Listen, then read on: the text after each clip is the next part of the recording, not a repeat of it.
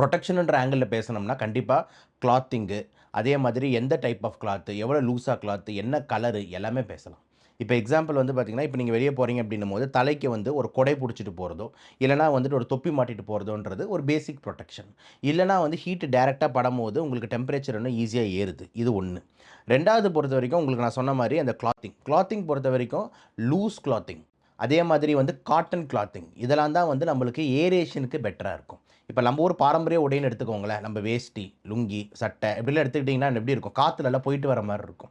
ஆனா நம்ம ஒரு வெஸ்டர்ன் அவுட்ஃபிட்டிங்க நம்ம பொருத்துறம்போது, டைட் ஜீன்ஸு, டைட் லெக்கின்ஸு இந்த மாரிலாம் நம்ம அதிகமா போடும்போது, கோட் இப்படிலாம் போடும்போது என்ன ஆகுதுன்னா, காத்து பரிமாற்றத்துக்கு பெரிய பிரச்சனை. அப்ப பாடி டெம்பரேச்சர் ஏறிட்டே போகும். அப்ப லூஸ் ஃபிட்டிங் க்ளோத்ஸ் ரொம்ப இம்பார்ட்டன்ட்.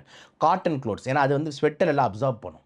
இல்லன்னா நீங்க உள்ள இருந்து இந்த மாரிலாம் ஜீன் போட்டுட்டு இருக்கீங்கன்னா, ஸ்வெட் அப்சார்ப் ஆகாது. அப்ப திருப்பியும் பாடி டெம்பரேச்சர் ஏற ஆரம்பிக்கும். இது இன்னொரு இம்பார்ட்டன்ட்.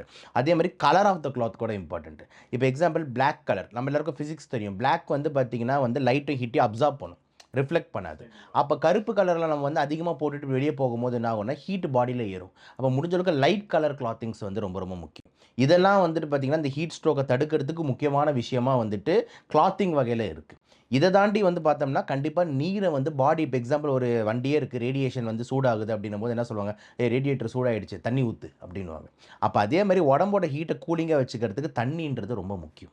அப்ப ஹீட் ஸ்ட்ரோக் வராம இருக்கிறதுக்கு வந்து ரொம்ப இம்பார்ட்டன்ட்டா பண்ண வேண்டியது, preload with water before you go.